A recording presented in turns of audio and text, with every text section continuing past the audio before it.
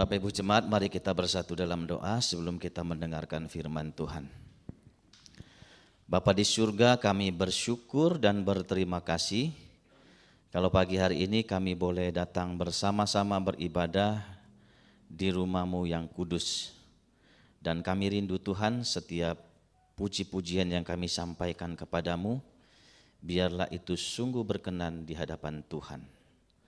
Hamba-Mu yang akan menyampaikan kebenaran firman-Mu, urapi bibir mulut hamba-Mu, sehingga apa yang hamba-Mu sampaikan menjadi berkat bagi setiap jemaat Tuhan yang mendengarkannya. Kami mengundang kuasa Roh Kudus-Mu ya Tuhan, hadir tengah-tengah kami, membuka hati dan pikiran kami, meneranginya, sehingga ketika firman Tuhan diberitakan, Roh Kudus Tuhan mengurapi kami pribadi lepas pribadi. Terima kasih Bapa, dalam nama Yesus kami mengucap syukur dan berdoa. Jemaat sama-sama kita katakan amin. Shalom Bapak Ibu Jemaat yang dikasihi Tuhan. Mari kita membuka firman Tuhan dalam Filipi pasal 1, kita akan baca ayat 20 dan ayat 21. Filipi pasal 1, kita akan baca ayat 20, ayat 20 dan ayat 21. Kalau sudah bertemu semua, mari kita baca bersama-sama ayat ini. Sudah ketemu semua ya? Kita baca bersama-sama Filipi pasal 1 ayat 20 sampai ayat 21. 1, 2, 3. Sebab yang kurindukan dan kuharapkan ialah bahwa aku dalam segala hal tidak akan beroleh malu, melainkan seperti sedia kala. Demikian pun sekarang Kristus dengan nyata dimuliakan dalam tubuhku, baik oleh hidupku maupun oleh matiku. Karena bagiku hidup adalah Kristus dan mati adalah keuntungan. Amin. Bapak Ibu Jemaat yang dikasihi Tuhan, kalau kita mengetahui tujuan hidup akan menentukan bagaimana seseorang itu melihat dan menjalani kehidupan ini, saudara-saudara. Ya. Saudara-saudara, jika seseorang menjadikan kemuliaan Kristus sebagai tujuan yang tertinggi dalam kehidupan, dia pasti akan merelakan kehidupan dan kematiannya. Ya. Saudara-saudara, baik kehidupan maupun kematian itu diarahkan kepada kemuliaan Kristus. Itulah yang diajarkan oleh Rasul Paulus. Ya. Kehidupan maupun kematian diarahkan kepada tujuan kemuliaan Kristus. Itu yang akan kita bahas pada pagi hari ini. Sayang saudara-saudara, tidak semua orang Kristen mengadopsi tujuan seperti ini. Banyak orang Kristen menggunakan tujuan hidup mereka dan bukan menggunakan hidup mereka untuk menggenapi tujuan Tuhan. Saudara-saudara, situasi ini jelas, sangat ironis. Manusia ada untuk Tuhan, bukan sebaliknya Tuhan ada untuk manusia. Ya. Saudara, bagaimana seharusnya kita memandang dan menjalani kehidupan kita? Bagaimana kita bisa melewati kehidupan dan kematian kita sehingga kita bisa mempermuliakan Tuhan? Saudara, ada dua hal yang mau kita renungkan pada pagi hari ini. Kalau kita baca dari konteks Filipi pasal 1 ayat 20 sampai ayat 21. Yang pertama, saudara-saudara, Paulus memiliki pandangan yang benar tentang kehidupan. Ya, ayat 21, saudara-saudara. Dikatakan di sana, mari baca, kita lihat Alkitabnya, dikatakan di sana, saudara-saudara, ayat 21. Karena bagiku hidup adalah Kristus dan mati adalah keuntungan. Ya, saudara-saudara, Paulus memiliki pandangan yang benar tentang kehidupan. Saudara, kata sambung karena menyiratkan bahwa ayat ini merupakan penjelasan terhadap sikap Paulus di ayat sebelumnya. Ya. Paulus meyakini bahwa apapun hasil akhir dari perkara yang dia alami, ya, entah itu dia akan dibebaskan, entah itu dia akan dihukum, ya, entah dia akan dipermalukan dalam hidupnya, saudara-saudara, dia percaya semuanya itu memiliki tujuan untuk kemuliaan Tuhan. Kemuliaan Tuhan. Saudara-saudara, mengapa Paulus mempunyai sikap seperti ini? Saudara-saudara, kenapa? Saudara, karena Paulus memiliki perspektif yang benar tentang kehidupan dan kematian. Dia memiliki perspektif yang benar tentang kehidupan dan kematian. Saudara-saudara. Jadi pandangan yang benar itu akan menghasilkan sikap yang benar. Kalau kita memiliki pandangan yang benar tentang kehidupan dan kematian, maka semuanya memiliki tujuan untuk kemuliaan Tuhan, saudara-saudara. Saudara-saudara, Paulus yang dahulu juga seperti itu, dia menganggap keuntungan adalah hal-hal yang dibanggakan ketika dia belum mengenal Tuhan. Semua kehidupan duniawi bagi dia adalah satu kebanggaan, saudara-saudara. Tapi sejak perjumpaannya dengan Yesus Kristus, pandangannya berubah tentang kehidupan secara radikal, saudara-saudara. Ungkapan hidup adalah Kristus, mati adalah keuntungan. Saudara, ini terdengar mengagetkan kalau kita perhatikan, saudara-saudara. Jika Paulus sedang membandingkan kehidupan dengan kematian, kita berharap dia akan menggunakan dua kata yang bertentangan untuk menerangkan keduanya. Misalnya hidup adalah kerugian, mati adalah keuntungan. Tetapi saudara-saudara, ternyata justru Paulus menggunakan dua kata yang sama-sama positif. Apa yang dia gunakan, saudara-saudara? Kristus dan keuntungan. Hidup adalah Kristus, mati adalah keuntungan, saudara-saudara. Mengapa demikian, saudara-saudara? Karena bagi Paulus kehidupan dan kematian tidak perlu dipertentangkan. Amin. Tidak perlu dipertentangkan ketika kita hidup di dalam Tuhan. Ya. Paulus menyadari kalau dia hidup, maka dia memiliki tekad yang mulia untuk mempermuliakan Tuhan. Kalau dia mati, dia akan bersama-sama dengan Tuhan. Saudara-saudara, dua hal yang sama-sama positif, saudara-saudara. Saudara-saudara, pada dirinya sendiri kehidupan maupun kematian adalah netral. Ya, saudara, kehidupan tidak selalu baik, saudara-saudara. Begitu pula kematian tidak selalu buruk. Semua. Ya. Yang penting adalah bagaimana selama kita diberikan tanggung jawab oleh Tuhan di tengah-tengah dunia ini, kita arahkan kemana kehidupan dan kematian kita. Kalau diarahkan pada satu tujuan untuk kemuliaan Tuhan, maka kehidupan dan kematian itu sama-sama baik, saudara-saudara. Enggak ada yang perlu ditakuti, saudara-saudara. Amin, saudara-saudara. Saudara, ada satu cerita. Dulu kalau kita sekolah, saudara-saudara, tiba-tiba bel berbunyi tanda pulang, kita pasti senang, saudara-saudara. Senang enggak dulu? Pernah sekolah semua kan? Ya, pernah sekolah semua kan? Ya, kalau bel pulang itu rasanya senang sekali ya. Ya, apalagi kalau pelajarannya enggak kita sukai, saudara-saudara. Tiba-tiba bunyi bel, senang sekali, saudara-saudara. Kenapa senang? Karena pulang. Ya, kenapa senang? Karena kita pulang. Orang pulang pasti senang. Betul enggak? Saudara, Natal atau Lebaran, masyarakat pulang mudik. Ya, kalau kita Natal pulang ke kampung. Saudara, saya tanya, senang enggak? Senang enggak, Bu? Senang. Kenapa senang? Karena kita pulang. Ya, karena kita pulang, saudara-saudara. Nah, sekarang saudara-saudara, hidup kita selesai di dunia ini. Ya, kita pulang kepada Sang Pencipta. Senang enggak? Enggak dijawab. Enggak ada yang jawab. Hah? Senang enggak? Ragu-ragu semua. Bicara senang takut besok pulang. Ya.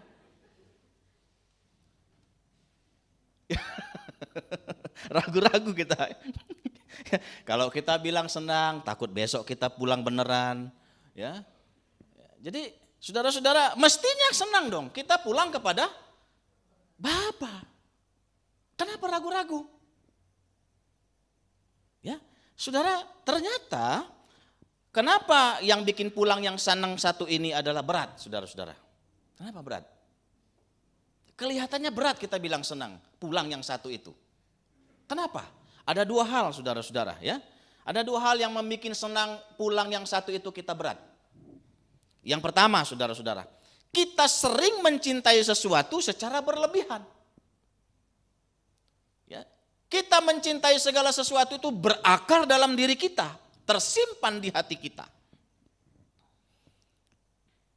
Contoh, harta, jabatan, kedudukan, istri, anak, suami, dan lain sebagainya. Kita anggap itu di dalam hati kita. Kita simpan di dalam hati kita secara berlebih-lebihan. Ketika datang saatnya pulang, saudara-saudara, kita tidak siap menghadapi itu. Ya, kita tidak siap menghadapi perpisahan. Karena apa? Ada yang bergantung di dalam hati kita. Ya, sehingga pulang itu menjadi berat, saudara-saudara. Ya, saya tanya tadi nggak ada yang jawab, ragu-ragu. Berarti masih kita simpan semuanya itu di dalam hati kita. Takut kita dengan pulang yang satu itu. Coba ditanya pulang lebaran, pulang sekolah, senang semua kan? Kalau pulang yang satu itu, semua pada diam, ragu-ragu. Takut bilang senang, nanti besok beneran pulang, saudara-saudara. Ya. Kalau kita mencintai Allah sepenuhnya, dan kita cinta alam seperlunya, maka pulang yang satu itu pasti enak, saudara-saudara. Jadi jangan cintai yang berlebih-lebihan, cintai yang berlebihan itu kepada Allah saja. Sehingga ketika datang yang pulang yang satu itu engkau siap. Kalau kau mencintai berlebihan apa yang ada di dunia ini, maka engkau akan berat rasanya pulang yang satu itu. Betul nggak Bu? Nah, Ibu juga ragu-ragu sekarang ya masih ya? Ya, jangan ragu-ragu, cintai Allah dengan segenap hatimu.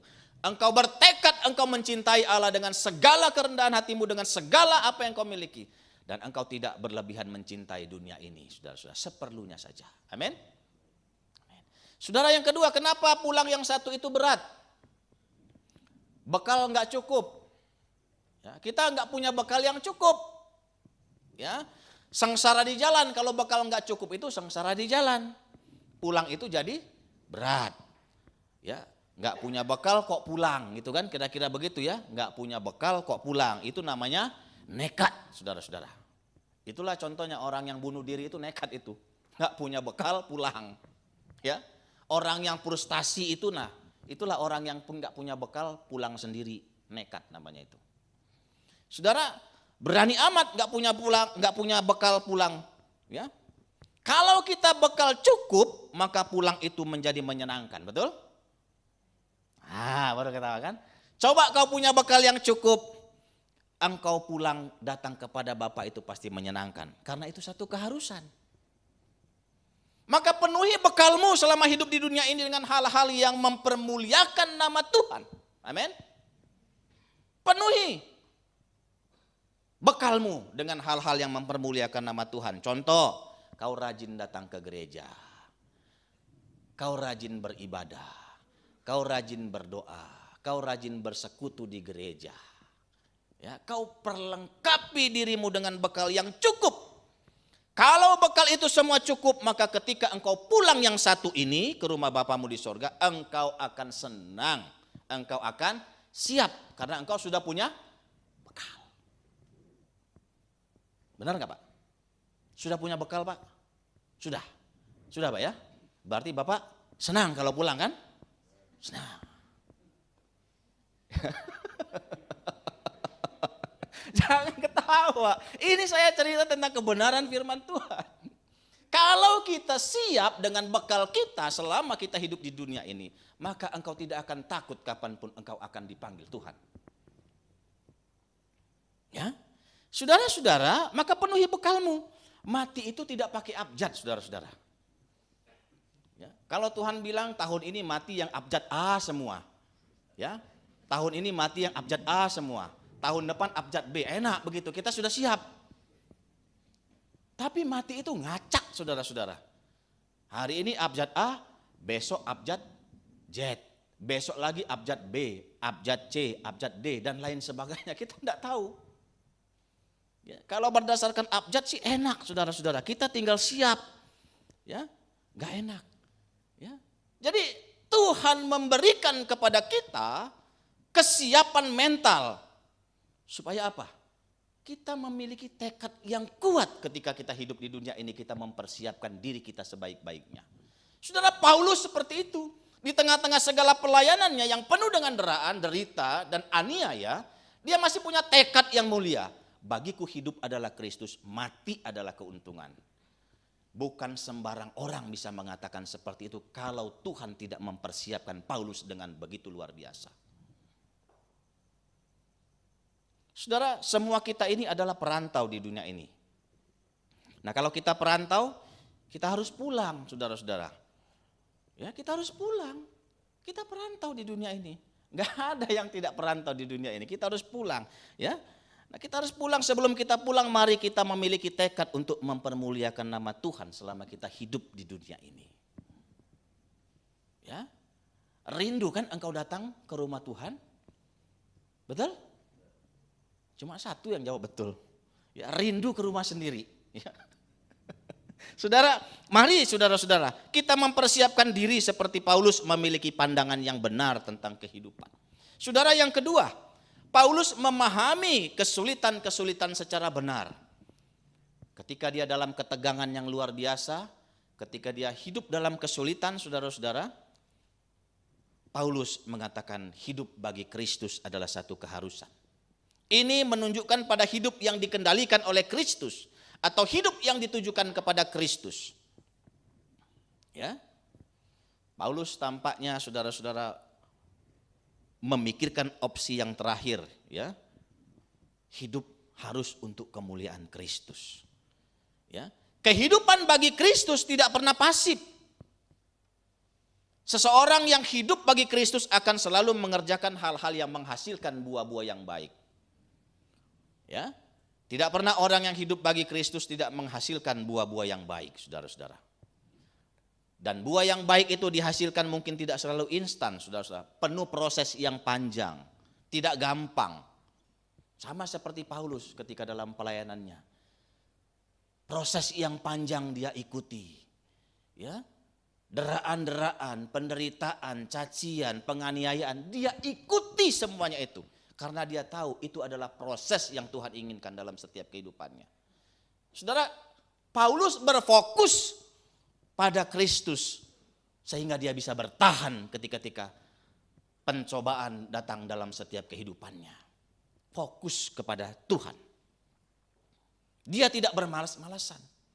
Dia fokus kepada Tuhan. Bagi dia ketika dia fokus kepada Tuhan, maka kemuliaan Kristus itu akan senantiasa ada bersama-sama dengan dia sepanjang pelayanannya.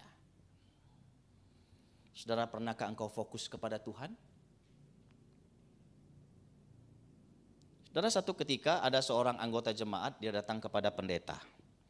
Dia bilang begini sama pendeta, Pak Pendeta, mulai sekarang aku tidak mau lagi gereja di tempat ini. Dia bilang begitu sama pendetanya. Saudara, pendetanya kaget, saudara-saudara.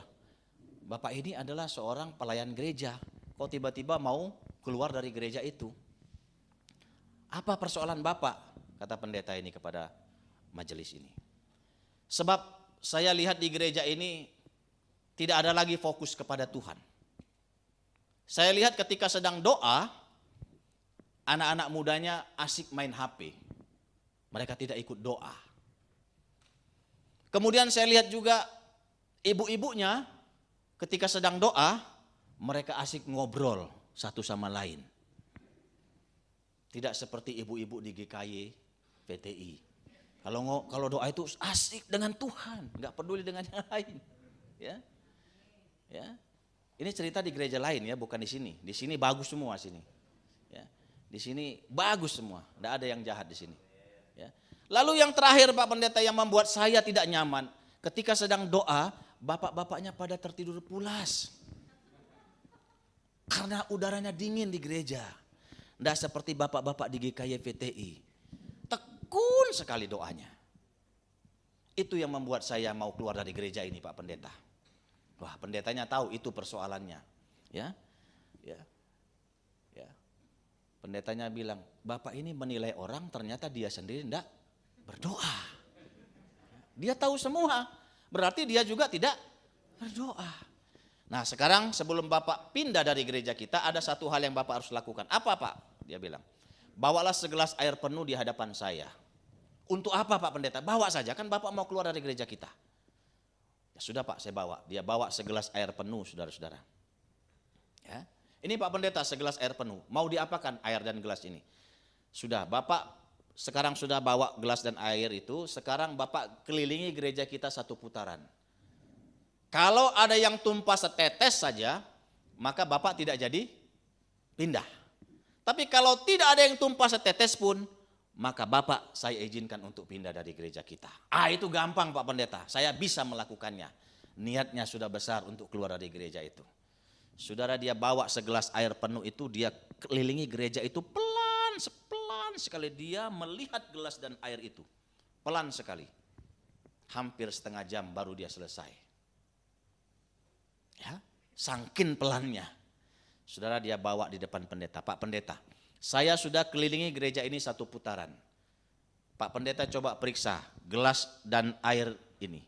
Tidak ada setetes pun yang tumpah. Ini masih kering semua di samping kiri kanan maupun di bawah.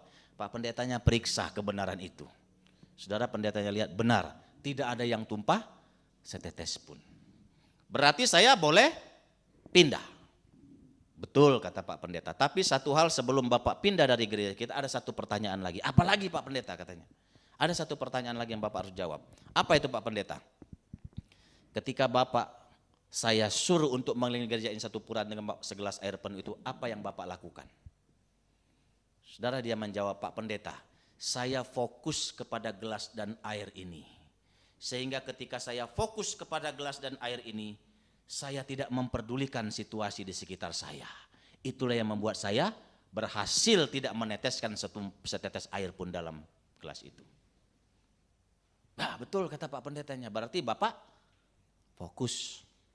Seperti itulah Bapak harus datang kepada Tuhan. Ya, Bapak harus fokus datang kepada Tuhan. Ketika Bapak datang kepada Tuhan, Bapak tidak fokus, Bapak memperlihatkan, Bapak menilai orang lain, disitulah Bapak tidak bisa melihat Tuhan yang besar dalam hidup Bapak. Karena apa? Bapak fokus kepada orang lain, Bapak tidak fokus kepada Tuhan.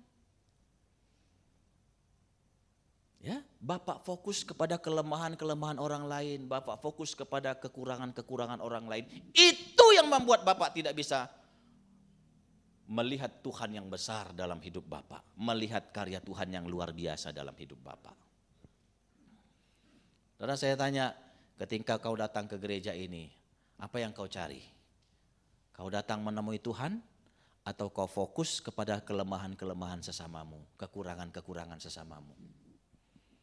Kalau hari ini kau fokus kepada itu, firman Tuhan mengingatkan kita. Kau tidak akan bisa melihat Tuhan yang besar, Tuhan yang berkarya, Tuhan yang mampu mengubah segala-galanya dalam kehidupanmu. Karena yang kau fokuskan adalah kelemahan-kelemahan sesamamu, bukan Tuhan. Saudara, Paulus ketika dia didera, ketika dia menghadapi kesulitan, penderitaan, kesukaran, aniaya dan lain sebagainya, dia tetap fokus kepada Tuhan. Dia punya satu tujuan, tekad yang mulia untuk mempermuliakan Tuhan. Tidak ada yang lain, saudara-saudara. Paulus menyadari itu, saudara-saudara. Ya, berbuah berarti menjadi saluran berkat bagi orang lain. Dalam kesulitan pun Paulus berbuah menjadi berkat bagi orang lain. Saudara, kehadiran kita pun di tengah-tengah dunia ini harusnya seperti itu. Ya. Kita menjadi berkat bagi orang lain.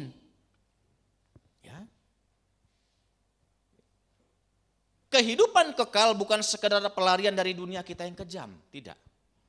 Tetapi kehidupan kekal adalah perjalanan menuju persekutuan yang sempurna dengan Tuhan. Makanya Paulus katakan, bagiku hidup adalah Kristus, mati adalah keuntungan. Mati pun aku tetap bertemu dengan Tuhanku. Mati pun aku bersama-sama dengan Tuhan. Karena disitulah kekekalan itu ada. Saudara, sampai hari ini, sampai detik ini saya berkhotbah, saudara senang dengan pulang dengan yang satu itu? Amin? Mari kita senang, gak usah takut, gak usah ragu-ragu. Karena ini jaminan bagi kita, hidup adalah Kristus, mati adalah keuntungan. Jadi nggak usah takut. Yang penting selama kita di dunia ini, mari kita memiliki tekad yang mulia, mempermuliakan nama Tuhan. Tekad yang mulia melayani Tuhan dengan segenap hati kita. Tekad yang mulia bagaimana kita meninggikan Tuhan dengan segala keberadaan hidup kita. Paulus tidak malu untuk mengakui kesulitan-kesulitan yang dia alami. Paulus tidak ragu mengakui bahwa dirinya dalam ketegangan. Dia tidak egois, tapi dia memiliki pikiran-pikiran yang positif untuk senantiasa mempermuliakan nama Tuhan. Saudara, biarlah firman Tuhan pada pagi hari ini menguatkan kita,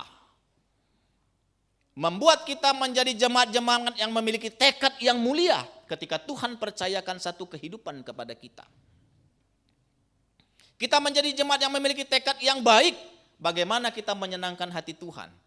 Kita memiliki tekad yang mulia bagaimana kita dengan seluruh keberadaan hidup kita.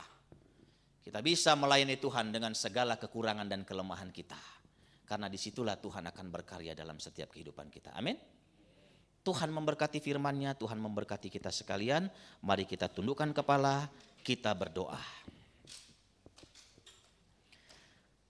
Kami bersyukur dan berterima kasih ya Tuhan, untuk kebenaran firman-Mu yang boleh kami dengarkan pada pagi hari ini. Kami percaya ya Tuhan, firman-Mu tidak pernah akan kembali dengan sia-sia. Kami percaya firman-Mu terus akan bekerja, mengurapi kami, memberikan kemampuan kepada kami untuk terus memahami arti kebenaran firman Tuhan. Dan hamba-Mu percaya, firman-Mu terus akan menguatkan setiap jemaat-Mu yang mendengarkannya. Ajar kami memiliki tekad yang mulia ya Tuhan, seperti yang dilakukan oleh Rasul Paulus. Bahwa kehidupan dan kematian itu memiliki keuntungan baginya. Dan Paulus menyadari kalau dia hidup bagi Kristus dan mati adalah keuntungan, adalah satu pengakuan iman yang luar biasa, yang patut kami teladani. Oleh karena itu Tuhan, biarlah firman-Mu yang kami dengarkan pada pagi hari ini menguatkan kami, menghibur kami, memampukan kami untuk melakukan yang terbaik bagi Tuhan. Berdoa untuk seluruh anggota jemaat-Mu yang hadir pada hari ini Tuhan. Apapun yang menjadi kesulitan dan pergumulan jemaat-Mu, baik masalah ekonomi, keluarga, usaha, hamba-Mu percaya Tuhan terus akan memberkati mereka. Berikan kesehatan bagi mereka pribadi lepas pribadi ya Tuhan. Kalau ada di antara mereka yang sakit, hamba-Mu berdoa pada hari ini dalam nama Yesus, Tuhan menyembuhkan setiap anggota jemaat-Mu yang sakit. Kalau ada dalam proses penyembuhan, berkati proses penyembuhan itu Tuhan. Obat-obatan yang dimakan Tuhan berkati sehingga membawa satu kemuliaan kesembuhan dari Tuhan. Berdoa juga untuk Pak Hendy yang tidak bersama-sama dengan kami, bersama dengan jemaat di tempat ini karena satu pelayanan. Berkati hamba-Mu dalam melayani, urapi pelayanannya sehingga setiap pelayanan firman yang disampaikan menjadi berkat bagi jemaat yang mendengarkannya. Berkati juga guru Injil Tegar yang bersama-sama dengan kami. Tuhan berkati pelayanannya dalam proses pembentukan di tempat ini. Kami percaya Tuhan akan mempersiapkan yang terbaik kepadanya. Seluruh majelis Tuhan berkati pelayanan mereka, berkati apa yang mereka lakukan sehingga semuanya membawa manfaat yang luar biasa untuk kemajuan gereja-Mu di tempat ini. Terima kasih Bapa, hamba-Mu selesai menyampaikan firman-Mu. Dalam nama Yesus kami mengucap syukur dan berdoa. Mari jemaat sama-sama kita berkata amin. Shalom bagi kita sekalian, Tuhan berkati kita.